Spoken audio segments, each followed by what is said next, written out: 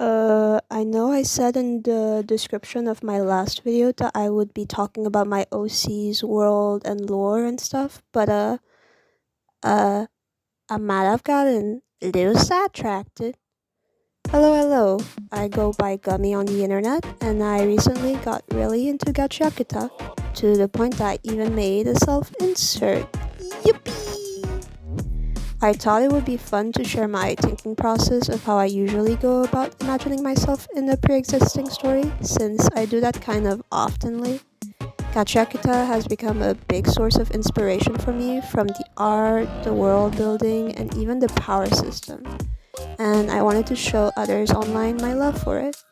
Who knows if I'm able to at least convince one of you to check out the anime or manga, or even just try to make their own self-inserts for their favorite stories, then I think that's amazing. I think that's pretty cool. A quick warning though, if you do decide to watch Gachiakuta, it does discuss heavy topics such as abuse and SA, so please be careful if those sorts of topics are triggering to you.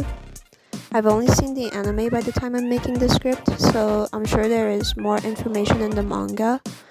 I'll only be discussing about what I know personally and what I understood from watching it myself. If there are some things I get wrong during this video, then feel free to correct me in the comments as long as it's respectful. Please enjoy the video. For those who don't know, Gachiakuta takes place in a world that is separated into two areas.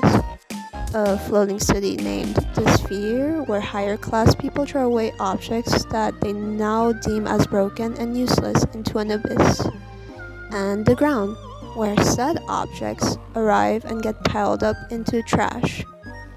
It should also be said that people can be thrown out of the sphere if they are accused of committing crimes, showing how many are willing to abandon each other if they're not benefiting from it.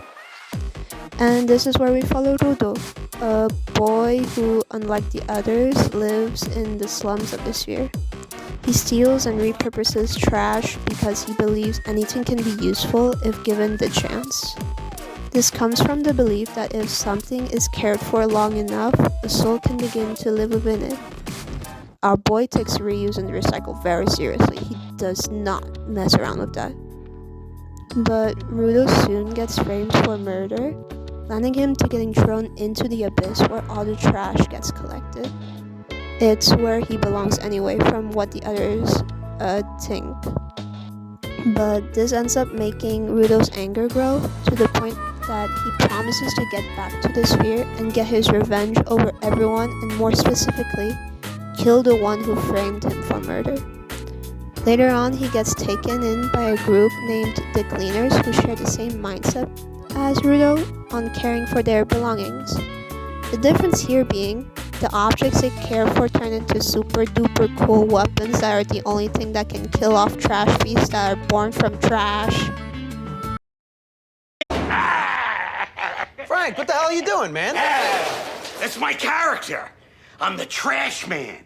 I come out, I throw trash all over the ring, and then I start eating garbage. And then I pick up the trash can and I smash the guy on the head. Oh, that's gonna be a disaster. No, nobody's gonna get hurt. I'm telling you, it's like you said, it's all fake. But it has. That's as much as I can summarize the plot without fully getting into spoiler territory, but now I can go into my self-insert design. You might have noticed that I drew myself in the anime's art style for this, and this is because I wanted to make sure I stayed as accurate as possible with the design principles of Gachiakuta. Kei Urana, the creator, has a very distinct style that is easily recognizable just from a glance. It's very expressive to help exaggerate emotion when needed, especially with the eyes, and the fashion feels very inspired by street and tech wear. This gives off punk, which is fitting for a world that is so gritty and messy. How are they able to make trash fashionable? I don't understand. How are you able to do that? If I could, I would have definitely drawn myself in the manga's art style, but it looks way too complicated for my current skill level, so I backed out of it. I'll probably try another time to copy the manga's art style, since it is very beautiful. I decided to draw myself as a cleaner, the same group that took in Rudo, because I honestly think they're cool and would want to join them if I was in the actual world. Realistically, I'd likely just hang around HQ helping with paperwork and cleaning up the building. But if I could, I'd want to be one of the cleaners that have weapons. They seem fun. I trust that smile. Look at that. How can you not feel safe with them? I chose a pretty simple outfit since I don't dress fashionably in general. A large puffy jacket with the company's logo on the sleeve, shorts and chunky shoes that use the cleaner's colors. Comfort is a main priority for me anyways, so fighting in clothes that I like seems logical. I did at least put some personal details to make it more interesting, such as patches on the jacket that I probably found in a dump, a black backpack behind to carry my pencils and sketchbook to draw wherever, and some gloves. They're smaller and simpler so that they don't outshine Rudo's gloves since they are very important to the story, but I decided to give myself those because I refuse to believe I would simply touch anything without worrying about catching an unknown disease.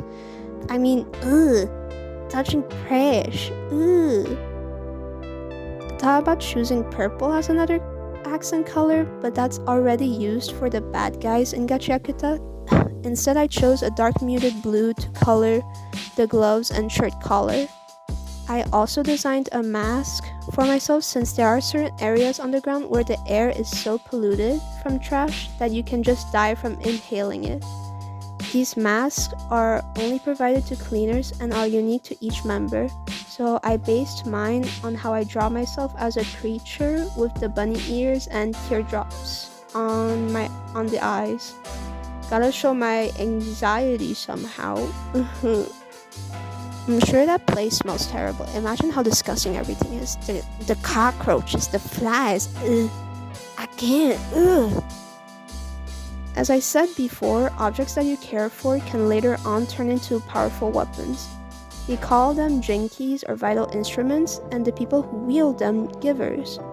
The way you use vital instruments in combat depends on how you treat them generally. If you're precious about your thing, always worrying about it staying intact, then it'll turn into something for defense. On the other hand, if you're trying to use your object to its fullest potential, then it'll become a vital instrument for attack. The amount of time you care for your object also affects how strong it will be when transformed.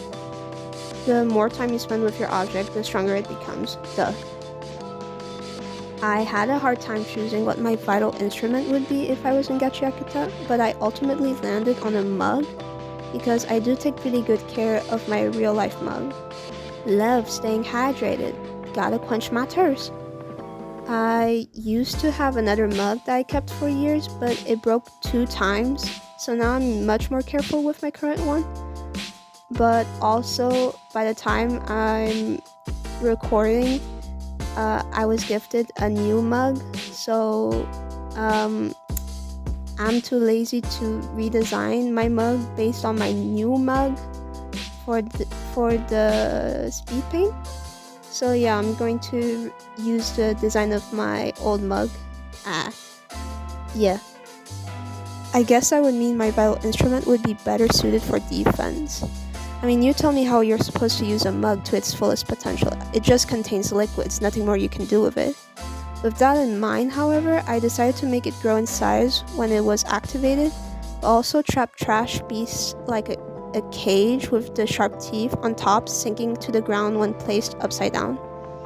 I could also cut trash beasts in half if I wanted to by going for the middle. It's very much up to how creative I can get with my vital instrument. And that's the end of the speed paint. Thank you for listening to me ramble about Gachiakuta and watch me draw myself insert. This is the first time I'm making a video with my voice, so I hope I explained things correctly. If you guys want more content like this, then you can write it in the comments and I'll think about some more stories to draw myself in. I don't know, I might just put myself in Cookie Run Kingdom, who knows? I have no idea when my next video will be out, but it will most likely be about my OCs, so look forward to that. Hope you have a wonderful day or night, and remember to lock your doors. Bye bye!